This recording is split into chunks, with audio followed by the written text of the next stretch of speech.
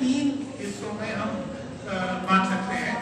पहला जो दशक था, 90 का जो दशक था, वो शुरुआती दशक था जिसमें उदारीकरण की एक तरह से ये कहें तो नींव डाली गई, जिसमें जब मुझे याद है मैंने अर्थशास्त्र की पढ़ाई 1993 में शुरू की थी और उस समय जो है सब्सिडीज को लेकर के बड़ा एक अटैक, मतलब आइडियोलॉजिकल, कि किस तरह से सब्सिडीज को कम करने की जरूरत है, सब्सिडीज को घटाने की जरूरत है, चाहे वो फूड सब्सिडीज है, फर्टिलाइजर सब्सिडीज है, और जो सरकार जो है खेती पर, किसानी पर जो खर्चा करती है उसको वो बर्बाद है। वो जो किसान है ये तो बस इट्स लाइक अ वेल, मतलब एक कुआं है जिसमें सरकार पैसा डालती जाती है, उससे कुछ निकलता नहीं है। इस तरह का एक नैरेटिव जो है उस समय पर तैयार किया गया। तो अगर आप 90 के दशक के लेखक को पढ़ते हैं तो वो लेखक उस समय ऐसा था कि ये जो किसान है इनको बैंक जो है कर्जे देता है, उसके बाद सरकार कर्जे माफ कर देती है, ये तो अपना कर्जा वापस नहीं देते हैं, और जो सरकार खर्चा कर रही है ये सब बर्बाद है। और इसके कारण से आर्थिक समस्याएं पैदा हुई है, सरकार का खर्चा इतना बढ़ गया है, और जो है खेती जो है उसकी विकास जो है खत्म हो गया, इसलिए जो है सरकार को इससे हट जाना चाहिए। और ये एक निजीकरण करने का एक भूमिका तैयार करने का काम उस दशक में किया गया। इस दशक में कुछ खास जो सरकार के द्वारा पहल की गई उनका सीधा सीधा असर किसानी पर पड़ा। उसमें मुख्यतः एक तो था कि सरकार का जो खेती पर खर्चा होता था उसको लगातार कम किया गया। 1990 में लगभग पूरी सरकार का जो खर्चा है, अगर आप केंद्र सरकार और राज्य सरकार हैं तो कुल मिलाकर के लगभग 17% उसका खर्चा खेती पर जाता था, और 90 के दशक के अंत तक घट करके 10% तक रह गए। तो एक तो ये था कि सरकार जो खर्चा खेती पर करती थी उसमें लगातार उस दौर में कमी आई। दूसरा, ये जो फाइनेंशियल लिबरलाइजेशन, जो बैंकिंग सिस्टम और फाइनेंशियल सिस्टम है उसका जो निजीकरण था, उसका सीधा सीधा असर हुआ कि जो खेती के लिए कर्जा दिया जाता था वो जो है वो भी परस्पर 90 के दशक में बहुत कम हुआ। उसमें भी कोई 7-8% की जो है कमी, जो कुल कर्जे का रिटर्न कर्जा था, कुल कर्जा, उसका जो हिस्सा खेती में जाता था उसमें करीब 7% पॉइंट की कमी आपको उस समय पर देखने को मिलती है। तो ये 90 का जो दशक था, इसमें जो एक तो भूमिका तैयार की जा रही थी उदारीकरण की, दूसरा सरकारी खर्चे को और जो बैंकों का सरकारी खर्चा और बैंकों द्वारा जो खेती के लिए कर्ज दिया जाता था उसमें कटौती करने का ये दौर रहा। 90 के दशक के अंत तक आते आते एग्रेरियन डिस्ट्रेस जिसको हम कहते हैं, जो किसानों में जो इस समय जो बदहाली है, ये एक बड़ा मुद्दा बन करके सामने आने लगा। इस समय पर पहली बार कपास के जो नरमा जिसको यहाँ कहते हैं, जो कॉटन के जो राष्ट्रीय बाजार में दाम थे वो गिरे। तब 1995 से भारत ने WTO को ज्वाइन किया और उसके कारण से जो विश्व बाजार में जो खेती से जुड़ी हुई वस्तु जिनका आयात निर्यात होता है उससे भारत के दामों का जुड़ाव हो गया। तो जब 90 के दशक के अंत तक आते आते कॉटन के दाम जो है पूरे बाजार, अंतर्राष्ट्रीय बाजार में गिरे, तो उसका सीधा सीधा असर भारत में देखने को मिला। ये वो दौर था जब आंध्र प्रदेश, तेलंगाना, मतलब आंध्र प्रदेश होता था, वहाँ पर किसानों द्वारा आत्महत्याएं करने को लेकर के बड़ा जो है ये एक मुद्दा उठा। पी साईनाथ का पहला लेखन जो है इसको लेकर के वो उस समय का था। तो 90 के दौर में ये जो अंतर्राष्ट्रीय बाजार में खेती की जो पदार्थ थे उनका दामों का गिरना, उसका जो असर भारत के किसानों पर पड़ा, उससे जो है किसानों की बदहाली में एकदम तीव्रता आई। ये थोड़ा ध्यान रखने की जरूरत है। 90 के दशक में जब उदारीकरण की बात शुरू हुई तब जो उदारीकरण के जो एडवोकेट्स थे, जो उसके लिए बात करते थे, वो खेती के लिए ये भी एक पाइप ड्रीम देने लगे थे कि अगर उदारीकरण होगा तो भारत का किसान विश्व बाजार में अपने वस्तुओं को बेच सकेगा, और विश्व बाजार में दाम ज्यादा है, उससे भारत के किसान को फायदा होगा। ये भी एक आर्गुमेंट जो है 90 के दशक में के शुरुआती दौर में ये दिया गया, और 90 के दशक के अंत तक आते आते कुछ मुख्य फसलों में खास करके अंतरराष्ट्रीय बाजार में दामों के गिरने के कारण ये बात तो बिल्कुल साफ हो गई कि अंतरराष्ट्रीय बाजार से जोड़ने से भारत के किसान का लाभ नहीं होने वाला है। 90 के दशक के अंत तक आते आते, जैसा मैंने बताया, ये एग्रेरियन डिस्ट्रेस की जो बात है ये एकदम खुलकर के सामने आई और एक बड़ा मुद्दा बन करके सामने आई। जो 2004 का इलेक्शन था, जिसमें वाजपेयी सरकार जो है इंडिया शाइनिंग के स्लोगन के साथ जो है चुनाव लड़ने के लिए गई थी, उसमें वाजपेयी सरकार के हारने का निश्चय ही एक बड़ा कारण था उस समय पर एग्रेरियन डिस्ट्रेस का होना।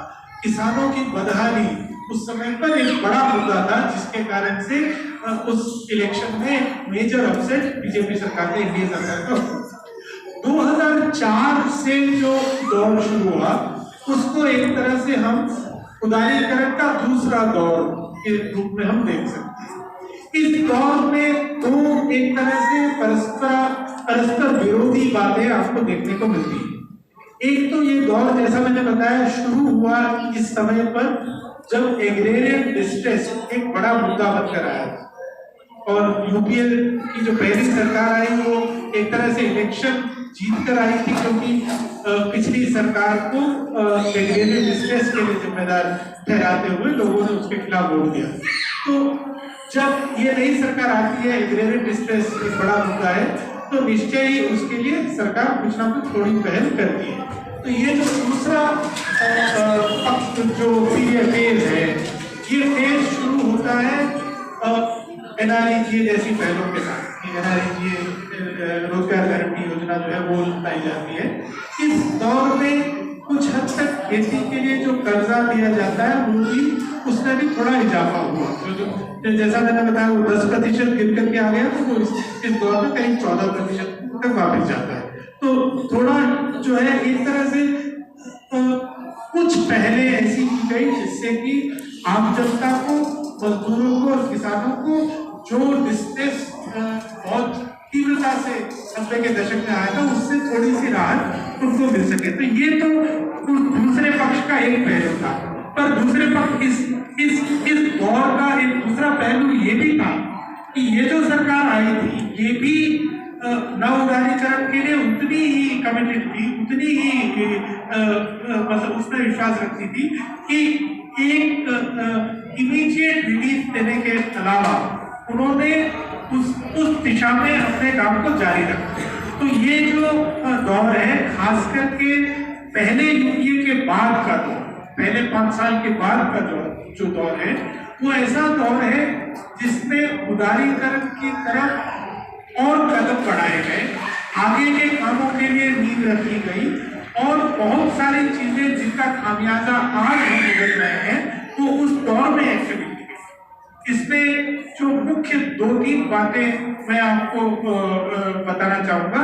एक तो है जो एग्रीकल्चरल मार्केटिंग की लिबरलाइजेशन की बात हो रही है, जो निजीकरण, अब जो ये मंडियों को कमजोर करके इनका निजीकरण करने की जो बात इन नए कानूनों में की गई है, उसकी पहल, उसका भूमिका तैयार करने का काम जो है बीजेपी सरकार के आने से पहले से शुरू हुआ। तो ऐसा नहीं है कि सिर्फ बीजेपी सरकार ने ऐसा किया, उसकी पहल जो है उसके पहले हुई, लेकिन वो इतने जोर से, इतने कमिटमेंट के साथ कांग्रेस सरकार ने नहीं, यूपीए सरकार ने नहीं किया था।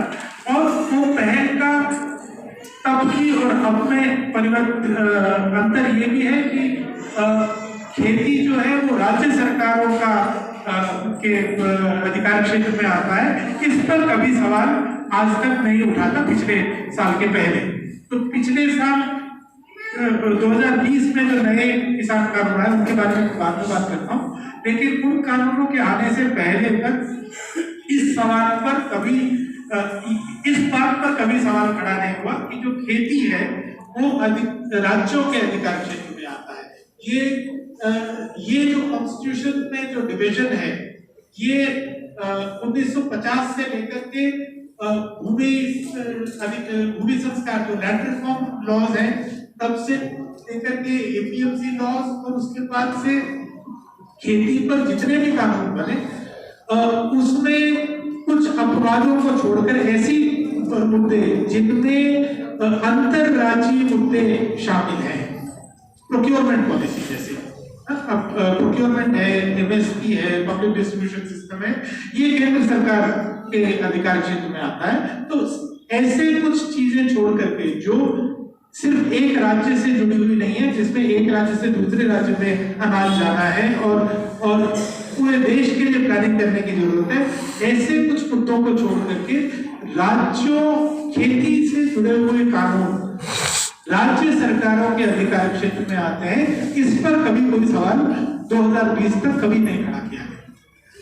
लेकिन ये जो दूसरा दौर जिसकी मैं बात कर रहा हूँ, यूपीए सरकार का अगर हम मोटे तौर पर कहें जो दौर था, उसके ये दो विरोधाभास वाले पक्ष है।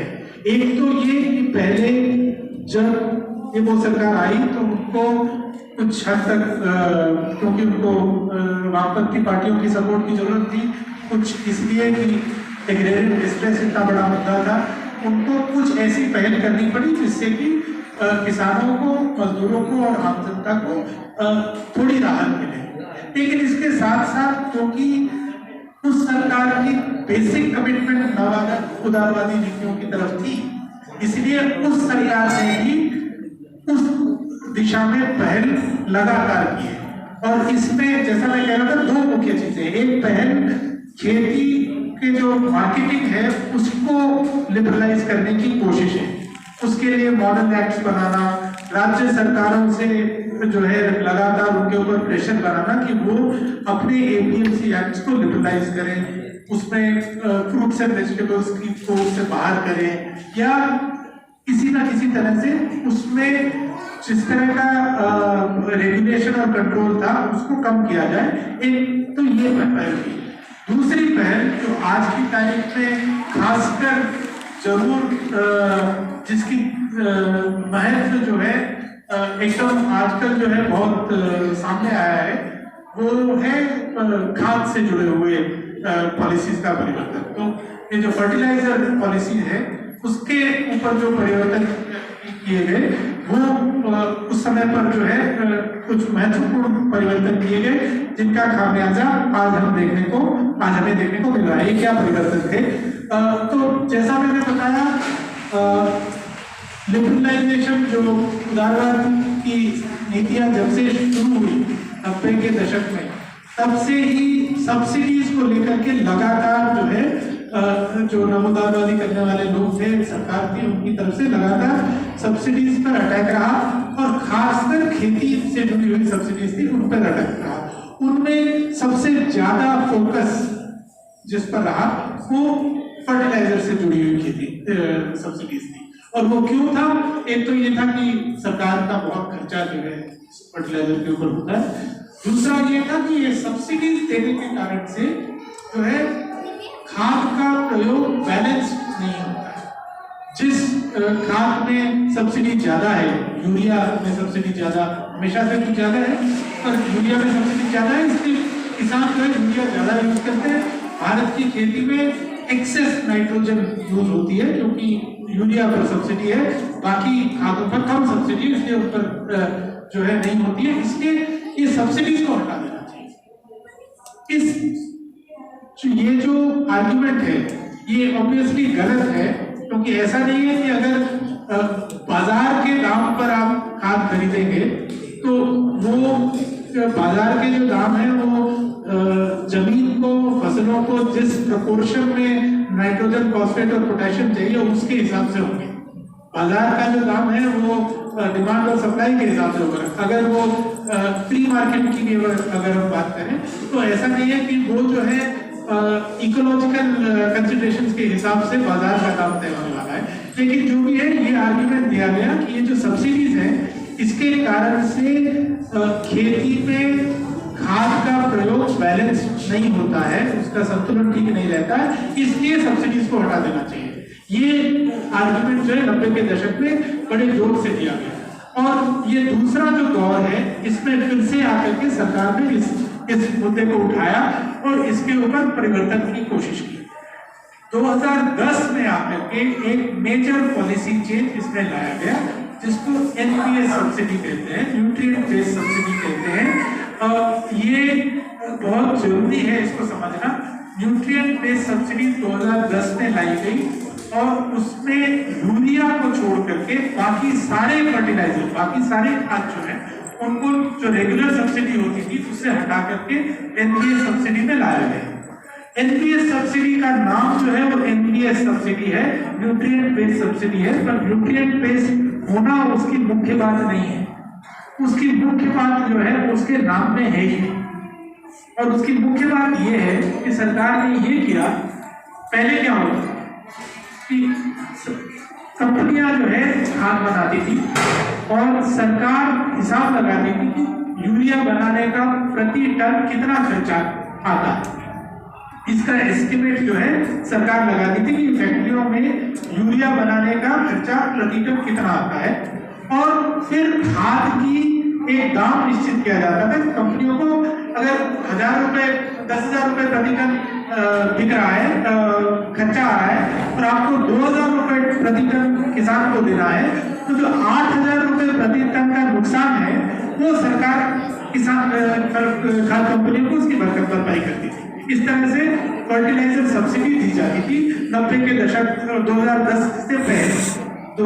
से पहले खाद की जो सब्सिडी है वो इस तरह से दी जाती थी कि जो प्रति टन खर्चा है और उसका थोड़ा सा मुनाफा जोड़ करके उससे कम पैसे पर जो सरकार दाम निश्चित कर रही है, तो उसके बीच का जो अंतर है वो सरकार जो है सीधा फर्टिलाइजर कंपनीज को देती थी।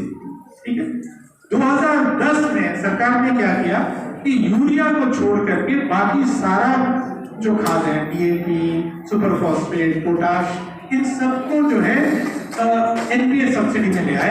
एनपीएस सब्सिडी में क्या है, और ये जानकर के आपको हैरानी होगी कि ये सब्सिडी कैसे चलती है। इसमें सरकार ने कहा कि हम फर्टिलाइजर कंपनी को एक निश्चित सब्सिडी देंगे, हर साल कितनी सब्सिडी देना है वो हम उनसे नेगोशिएट करके डिसाइड करेंगे, लेकिन फर्टिलाइजर कंपनी जिस दाम पर चाहे उस दाम पर अब बेच सकती है।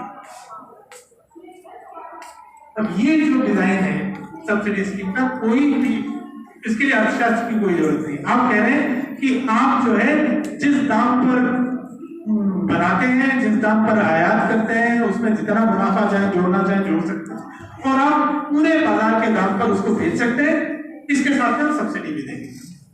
तो दोनों तरफ से जैसे ही ये स्कीम आई तो डीएपी का दाम एकदम से उछल करके अंतरराष्ट्रीय बाजार के दाम पर चला गया।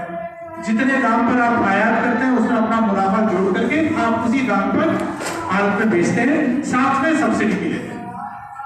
सुपर फॉस्फेट के साथ भी यही हुआ, पोटैश के साथ भी यही हुआ, 10, 26 ये जितने भी फर्टिलाइजर हैं, यूरिया को छोड़ करके सबके साथ यही हुआ कि सरकार ने कहा कि आप जो चाहे आप दाम ले सकते हैं, सब्सिडी हम आपको देते हैं। तो खाद कंपनियों की दोनों तरफ से चाहिए। ये स्कीम 2010 में लाई गई। इसके बाद इसका सीधा सीधा असर हुआ कि यूरिया को छोड़कर के बाकी सब खादों का दाम एकदम से बढ़ गया। और किसान ने क्या किया, क्योंकि यूरिया सिर्फ वही एक खाद था जो किसान अफोर्ड कर सकता था, सबने और ज्यादा यूरिया डालना शुरू कर दिया। तो जिस कारण से आपने सब्सिडीज को अटैक किया कि सब्सिडीज को नहीं देना चाहिए, कि यूरिया किसान ज्यादा यूज करते हैं, वो आपकी ये सब्सिडी स्कीम बदलने के कारण से वो समस्या और बढ़ गई। किसान जितनी पहले यूरिया डाल रहा था, अब यूरिया उससे ज्यादा डाल रहा था, क्योंकि डीएपी और सुपर फॉस्फेट और पोटाश था वैसे उसके जो है बूटे के बाहर। तो इसलिए जिस समस्या को आप सॉल्व करना चाहते थे, आप जो कह रहे थे जो सॉल्व करना चाहते हैं, आपने उसको भी सॉल्व नहीं किया। और क्योंकि किसान ज्यादा यूरिया खरीदने लगे और यूरिया अभी भी लोग पुरानी सब्सिडी स्कीम में थी, तो सरकार का खर्चा भी कम नहीं। सरकार जितना खर्चा पहले करती थी उससे ज्यादा करती है। सिर्फ फर्क ये हुआ कि पहले जो सब्सिडी देती थी उससे किसान को खाद का दाम कम मिलता था। अब जो सब्सिडी देती है वो सीधी की सीधी फर्टिलाइजर कंपनी की जेब में जाती है, उससे किसान को कोई फायदा नहीं होता। तो ये निजीकरण का जो है एक बड़ा अजीब मॉडल 2010 में लाया गया।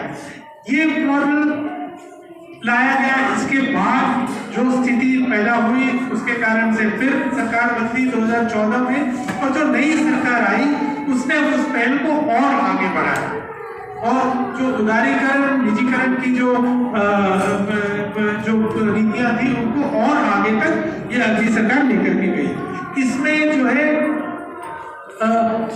जो मुद्दे आप देखेंगे, फसल बीमा योजना, इसका निजीकरण, तो जो चीजें अब तक सरकार की कंपनियों के हाथ में थी उनको ये 2014 के बाद ये जो तीसरा दौर जिसको मैं कहता हूँ, ये जो दौर आया इसका एक पहलू ये था कि जो निजीकरण है, बड़ी निजी कंपनियां हैं उनको खेती में घुसाना, उनकी घुसपैठ को बढ़ाना, इसकी तरफ और भी पुरजोर तरीके से जो है सरकार ने पहल लेना शुरू किया।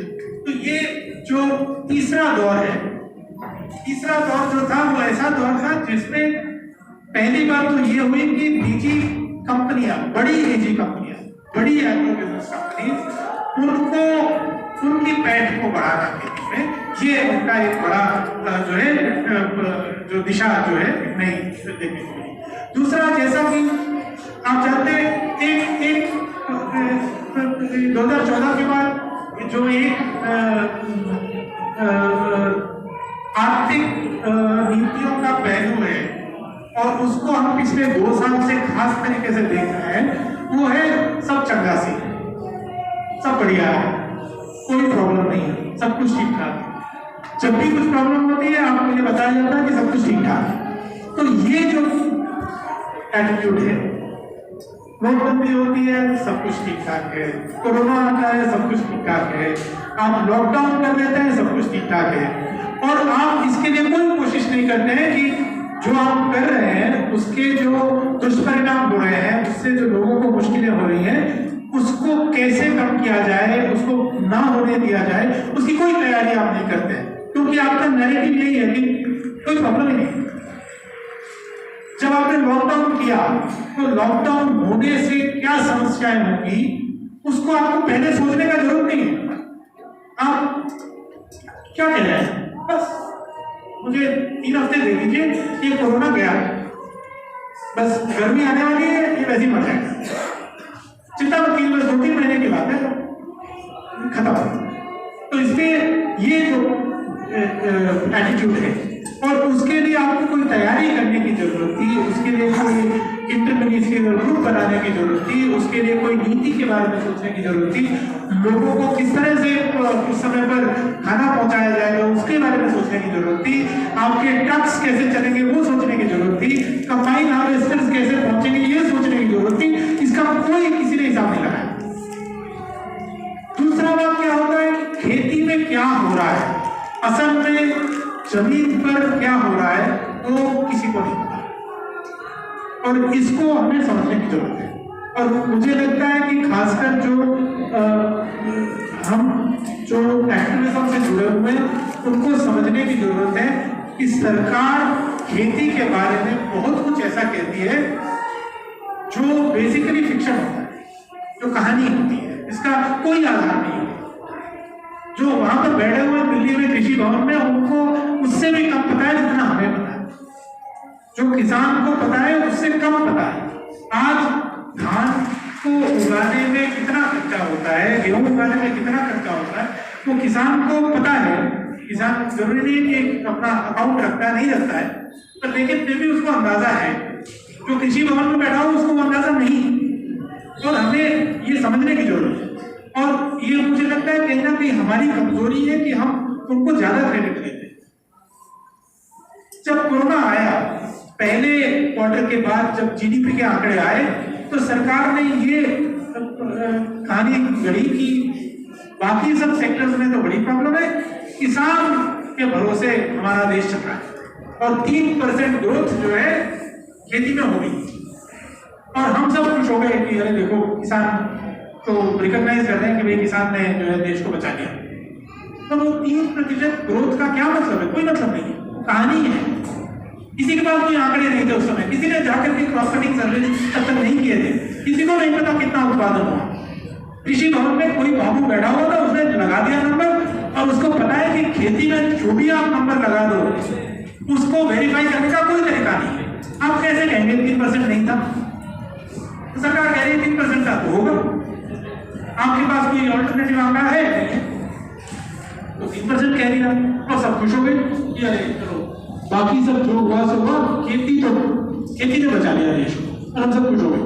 और हमने ये नहीं सोचा कि एक्चुअली खेती की बुरी हालत, खेती की उस समय बुरी हालत थी और ये सब चंगा सी जो एटीट्यूड है ऑल इज वेल, ये उसका हिस्सा है कि 3% ग्रोथ हो गया। आपको पता है टमाटर बेचने वालों के साथ क्या हुआ उस समय पर, गेहूं बेचने वालों के साथ क्या हुआ, सरसों बेचने वालों के साथ क्या हुआ, प्याज बेचने वालों के साथ क्या हुआ, फल सब्जी क्या हालत हुई थी उसके बारे में, वो क्या हुआ, कैसे 3% ग्रोथ हो? टमाटर सब सड़कों पर फेंक रहे थे, दूध सड़कों पर फेंक रहे थे, स्रोत कहां से हो गई? ये सवाल नहीं पूछते हैं। और क्योंकि ये सवाल नहीं पूछते हैं इसलिए ये किसी ने नहीं पूछा कि खेती आज तक जो चल रही है वो खेती ये 1950 का समय नहीं है, गांधी का समय नहीं है कि गांव में जो है सब कुछ गांव में ही पैदा हो रहा है। आपका जो यूरिया है ये वो कहीं बाहर से आता है, तो कैसे आ रहा है, कहाँ से आ रहा है, उसका उत्पादन कहाँ होता है? आज देश में करीब 25%, पिछले साल के आंकड़े बता रहा हूँ, इस साल का तो बुरा हाल है, पिछले साल के आंकड़े बता रहा हूँ, करीब 25% यूरिया आयात होता है, करीब 65% डीएपी आयात होता है, 100% पोटाश आयात होता है। जो डीएपी सुपर फॉस्फेट हिंदुस्तान में बनता है उसको बनाने के लिए फॉस्फेट रॉक और फॉस्फोरिक एसिड पूरा का पूरा आयात होता है, हिंदुस्तान में पैदा नहीं होता, हिंदुस्तान में फॉस्फेटिक रॉक नहीं है। तो डीएपी सुपर फॉस्फेट हम अपने आप से बना ही नहीं सकते, पोटाश हमारे पास नहीं है, हम नहीं बना सकते। यूरिया बनाने के लिए नाफ्ता नेचुरल गैस लगती है, हमारे पास नहीं है, हम आयात करते हैं। तो तीनों मुख्य फर्टिलाइजर जो है नाइट्रोजन, फॉस्फेट, पोटाश, हमारे पास उसका रॉ मटेरियल नहीं है। कहां से आता है? पूरे विश्व में हाहाकार मचा हुआ है, शिपिंग कंपनीज के पास कंटेनर्स नहीं है, शिप्स चल नहीं रही है, ट्रेड चल नहीं रहा है, सारे देश जो है कोशिश कर रहे हैं कि अपनी खाद अपने पास रख लें। आपके पास खाद कहां से आएगी? ये कौन सोचेगा? सरकार तो सोच रही है सब चंगा सी, कोई प्रॉब्लम नहीं है, खेती तो किसान 3% ग्रोथ दे देंगे चाहे कुछ भी हो जाए। खाद कहां से आएगी? बीज कहां से आएगा? दवाई कहां से आएगी? बिजली कहां से आएगी? ये सोचना, इसके लिए कोई योजना करने की जरूरत है, इसके लिए कोई प्लानिंग करने की जरूरत है, ये छोड़ दिया, ये नहीं करेंगे। आप लॉकडाउन एक दिन के नोटिस पर लगा देते हैं, आप नोटबंदी जो है 4 घंटे के नोटिस पर कर देते हैं। इसी तरह से आप नहीं सोचते हैं कि ये जो खेती चल रही है, जो किसान खेती कर रहा है, उसके लिए जो है आपको ये सब चीजें चाहिए, ये कहां से आएंगे? ये बहुत बड़ी समस्या है। पिछले साल के मुकाबले आज की अक्टूबर के महीने में, पिछले अक्टूबर के मुकाबले आज के अक्टूबर के महीने में पूरे देश में डीएपी का स्टॉक 70% कम है। डीएपी नहीं है देश में, डीएपी नहीं है, 70% कम है। पूरे देश में हाहाकार मचा हुआ। आपके पास एक अखबार में फोटो आती है कि लाइन लगाकर लोग खड़े हुए, राइटिंग हो रही है, पूछा है क्यों हो रही है, क्या क्या हुआ है, क्या आफत आ गई है देश में कि सडनली जो है बट खाद नहीं है। पूरे विश्व में आफत आई हुई है, पूरे विश्व में खाद की कमी है। और जिन देशों से भारत खाद का आयात करता था उन देशों से आयात नहीं हो रहा है। बेलारूस से पोटाश आता है, बेलारूस पर यूरोप ने सैंक्शन लगा दिए। क्यों लगा दिया? कुछ आर्ग्यूमेंट है, तो अजीब अजीब आर्ग्यूमेंट है, ऐसे भी आर्ग्यूमेंट है। तो मैं देख रहा था बेलारूस के 4 यूनिवर्सिटीज के रेक्टर्स पर सैंक्शन लगे हुए हैं क्यों लगे हो कि कोई 4 छात्रों को उन्होंने जेल में कर दिया हमारे जेल के वाइस चांसलर पर लग जाना चाहिए वो तो मतलब कुछ कारणों से यूरोपियन यूनियन ने डिसाइड किया है कि बेलारूस से निर्यात नहीं होने देंगे। उस निर्यात का असर भारत के पोटाश के आयात पर पड़ रहा है, भारत को पोटाश नहीं। ये सोचना कि अगर बेलारूस से बंद हुआ है तो आप क्या करेंगे, रशिया से लेंगे, चाइना से लेंगे, किसी अफ्रीकन कंट्री से लेंगे, कहां से लेंगे, इसकी योजना कौन करेगा? प्राइवेट कंपनियां तो वाले डाले हुए पड़े हैं, फुल ब्लैक मार्केटिंग हो रही है, डीएपी की मजा आ रही है। उनको कोई जरूरत नहीं है कि वो पहले से प्लानिंग करें कि डीएपी कहां से है, और सरकार ने करना बंद कर दिया क्योंकि अब तो निजीकरण हो गया, सरकार को करने की जरूरत नहीं है। लेकिन आपको यह समझने की जरूरत है कि हम ऐसे दौर में हैं जहां पर फर्टिलाइजर को लेकर के बड़ा समस्या है।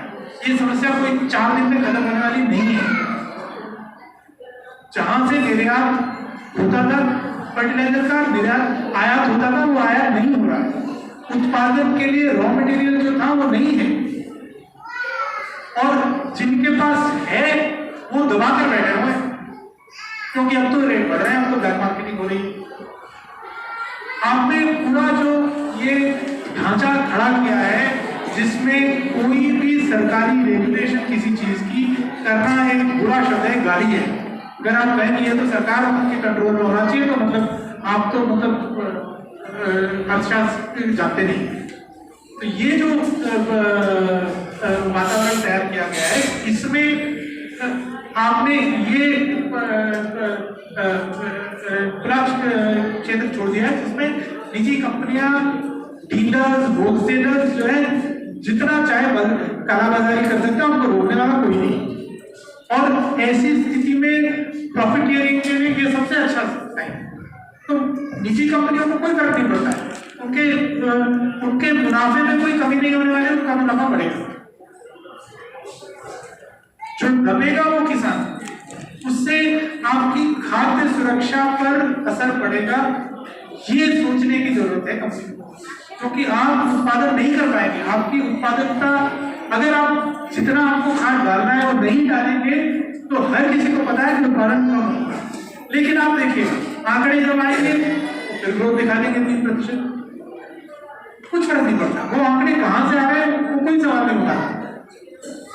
और खेती में खास वो आंकड़े कहां से आ रहे हैं उसका किसी को कुछ नहीं करता। कोई कहानी है, इधर से नहीं बढ़ा, दिखाएंगे कि इधर नहीं दिखा सकते तो कहीं और बढ़ा देंगे। तो दूध का उत्पादन बढ़ा देंगे। दूध का उत्पादन किसने जागृत के मामला, किसने सर्वे की पता नहीं, उत्पादन में विकास दिखा देते हैं, बढ़ोतरी दिखा देते हैं। मेरा कहने मैं क्या कह रहा हूँ, मैं कह रहा हूँ कि कहीं ना कहीं हमें जो आंदोलन से जुड़े हुए लोग हैं उनको अपनी नजर पैनी करने की जरूरत है। क्या समस्याएं हैं, क्या मुद्दे हैं। कोई 3 साल पहले सरकार ने एक नया नियम लाया कि खाद खरीदने के लिए आधार कार्ड चाहिए। आधार करने के लिए एक्चुअली अंगूठा करना पड़ता है, आपके पास नहीं होता तो किसी और का अंगूठा करवा देते हैं, लेकिन वहां पर पीओएस मशीन लगी है, अंगूठा लगाना पड़ता है, आधार नंबर देना पड़ता है, तब खाद। जब ये शुरू हुआ तो क्यों नहीं हमने आपको रोक दिया, क्यों नहीं हमने कहा कि नहीं दिखाएंगे, क्यों दिखाएंगे जितनी। और सरकार क्यों कर रही थी, सरकार गिनना चाहती है कौन कितना खाद खरीद रहा है, क्योंकि सरकार ने अपनी नीति में खुद कहा है कि हम इसको कंट्रोल करेंगे। एक किसान प्रति एकड़ कितना खाद ले सकता है इसको हम कंट्रोल करेंगे। सॉइल हेल्थ कार्ड दिए हैं, उसमें लिखा है कि आप ये दीजिए। आप कहेंगे कि नहीं आपका सॉइल हेल्थ कार्ड तो गलत है, हम तो मुझे पोटाश चाहिए, वो कहेंगे नहीं मिलेगा। और आपके आधार नंबर पर आपको नहीं मिलेगा, इसलिए आधार नंबर लगाया। हम चुपचाप आधार नंबर देने लगे, उन्होंने आधार नंबर मांगा, अंगूठा मांगा, हमें लगा दिया। सवाल है कि अगर हम उसका विरोध नहीं करेंगे तो क्या प्रॉब्लम है। अभी मुझे लगता है हम टोल पर जिस तरह की स्ट्रगल कर रहे हैं वो हमें मंडियों में करने की जरूरत होती है। मंडियों में जिस तरह से इस सरकार द्वारा ये सब लाए गए तो पीओएस मशीन को तोड़ करके फेंक देना चाहिए। हमें आंदोलन करके इंसिस्ट करना चाहिए कि हम नहीं करेंगे। हमें खाद देना सरकार की जिम्मेदारी है और ये सरकार को सुचारू रूप से चलाना है। इसके लिए कोई POS मशीन, कोई आधार कार्ड नहीं मिलेगा। हर किसान को मिलेगा, हर किसान को खाद मिलनी चाहिए। और ये समझने की जरूरत है कि अगर खाद नहीं मिलेगी तो उसका सीधा सीधा असर भारत की खाद्य सुरक्षा पर है। और खाद्य सुरक्षा की बात करें तो क्या किस स्थिति में है इस देश में? इस समय कोई 12 करोड़ टन अनाज सरकार के गोदामों में भरा हुआ है। ये दौर जिसमें हम कोरोना की महामारी से गुजर रहे थे, लॉकडाउन हुए, लोगों के रोजगार चले गए, लोगों के पास अनाज, एक परिवार ऐसा नहीं है जिसको सरकार ने नया राशन कार्ड दिया हो। इस दौरान कोई नहीं है, कहीं किसी सरकार की कोई पहल ही नहीं है, कोई बात ही नहीं है इस बात की कि ऐसे लोग जो पहले गरीबी रेखा से नीचे नहीं थे, जिनके पास फूड सिक्योरिटी एक्ट के अंतर्गत राशन कार्ड नहीं था, वो जो इस दौरान में जिनके कामकाज छूट गए हैं, रोजगार छूट गया है, जिनको खाद्य सुरक्षा से सामना करना पड़ रहा है, उनके लिए नए राशन कार्ड बनाए जाए। ये कोई मुद्दा ही नहीं है, ये कोई बात ही नहीं कर रहा। आपने कहा कि NFSA कार्ड जिनके पास थे हम उनको डबल कर देंगे। वो प्रधानमंत्री अन्न योजना के अंतर्गत पहले 5 किलो मिलता था, 5 किलो और दे देंगे। पहली बात तो वो देने में 5 किलो कहीं पहुंचा नहीं, जहाँ पहुंचा वो कितना उसमें से लोगों को मिला, कितना लीक हुआ, उसका कोई हिसाब नहीं। लेकिन उनका क्या, जिनके पास कार्ड नहीं है, आपने कहा कि हम नई स्कीम ला रहे हैं, 1 नेशन 1 राशन कार्ड। कि आपके पास जहाँ भी राशन कार्ड होगा, बिहार का होगा तो आप दिल्ली में ले सकते हैं, आपके पास झारखंड का होगा तो मुंबई में ले सकते हैं, जहाँ भी ले सकते हैं। फिर उसकी मायने नहीं है, 2 साल हो गए, 1 नेशन 1 राशन कार्ड कर दो। अरे आप सीधा सीधा ये क्यों नहीं कहते हो कि जिसको चाहिए जाके राशन की दुकान से ले लो? कार्ड है नहीं है कोई फर्क नहीं पड़ता, जब तक महामारी चल रही है जिसको चाहिए जाके राशन कार्ड से जितना चाहे ले सकता है। हो गया, और कुछ नहीं चाहिए। क्यों नहीं कहते? आपके पास 12 करोड़ टन अनाज पड़ा हुआ है। इनफैक्ट जब लॉकडाउन शुरू हुआ तो कोई 8 करोड़ टन था, तो बढ़ के 10 करोड़ टन हुआ, फिर 12 करोड़ टन। जिस दौरान में ये मतलब कैसी सरकार है, महामारी के दौरान, भुखमरी के दौरान लोग मर रहे, रोजगार है, उस समय पर सरकार अपने अनाज के गोदामों को खोलने के बजाय उसमें अनाज इकट्ठा कर रही है। और क्या नीति है कि फ्री में नहीं देंगे, सस्ते में नहीं देंगे, भारत के लोगों को सस्ते में नहीं देंगे। क्या करेंगे? तो यहाँ पर धान की खरीद होती है, ऐसे राज्य जहाँ पर धान की खरीद नहीं होती, पश्चिम बंगाल में नहीं होती, बिहार में नहीं होती, उड़ीसा में नहीं होती, देश भर में बहुत बड़ा इलाका है जहाँ खरीद नहीं होती है, राजनीतिक प्रेशर नहीं है, किसानों में उस तरह की राजनीतिक संगठन नहीं है कि वो मजबूर कर सके सरकार की वहाँ खरीद, वहाँ खरीद नहीं है। तो क्या होगा? यहाँ पर खरीद हो रही है, वहाँ पर नहीं हो रही है, वहाँ नहीं हो रही है, तो वहाँ पर लोगों को प्राइवेट व्यापारियों के पास जाना है। प्राइवेट व्यापारियों को पता है कि 12 करोड़ टन तो सरकार के पास पड़ा हुआ, सरकार जब तक जो है उसको ओपन मार्केट सेल में खरीद बेचती है, तो सस्ते में तो वहीं मिल जाता है, तो किसान से क्यों करें? तो किसान को कहता है कि 800 रुपये क्विंटल में देना है तो दे, नहीं तो नहीं देना।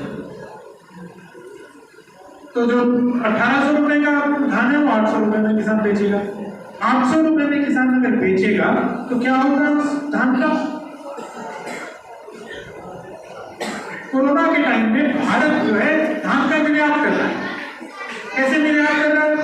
क्योंकि पहले जो देश वियतनाम से खरीदते थे उनको पता लगा यहाँ पर 800 रुपये में मिलता, तो वो यहाँ से खरीदते।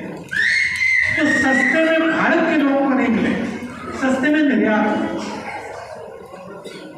भारत के लोगों को नहीं मिलेगा। यहाँ पर इकट्ठा करके हम उसको एक्सचेंज के गोदाम में बढ़ते जाएंगे, उसको बढ़ाते जाएंगे, उसको रखते जाएंगे। जितना हम बढ़ाते जाएंगे उतना जो खुला बाजार है उसमें दाम गिरता जाएगा, क्योंकि व्यापारी को पता है इतना सारा अनाज वहाँ पड़ा हो तो अनाज नहीं खरीदेगा, तो दाम गिरता जाएगा, उसका निर्यात कीजिएगा। तो ये इस तरह से अर्थव्यवस्था चल रही है। एक तरफ से आपको ये कहकर वोट बनाया जा रहा है कि कोई प्रॉब्लम नहीं, सब ठीक है, नो प्रॉब्लम, अभी हमने फर्टिलाइजर के ऊपर लगातार कर दिया। जून में 1900 रुपए डीएपी का दाम बढ़ा, सरकार ने क्या कहा, सब्सिडी बढ़ा दी है, दाम कम। किसी ने नहीं पूछा कि एनबीएस स्कीम में है ये सब फर्टिलाइजर, दाम कैसे कम होगा? सब्सिडी आपने बढ़ा दी पर आप तो दाम निश्चित नहीं करते हैं, दाम निश्चित करने का अधिकार तो आपका है ही नहीं, तो कैसे दाम कम होगा? उस समय पर इलेक्शन चल रहे थे, तो फर्टिलाइजर कंपनियों को कि बालू मरोड़ी के भैया इलेक्शन जब तक चल रहे हैं तब तक दाम कम कर दो, सब्सिडी बढ़ा रहे हैं। फर्टिलाइजर कंपनियां खुश, उनको तो सब्सिडी मिल गई, उनका तो बढ़ा हुआ खर्चा था वो हो गया।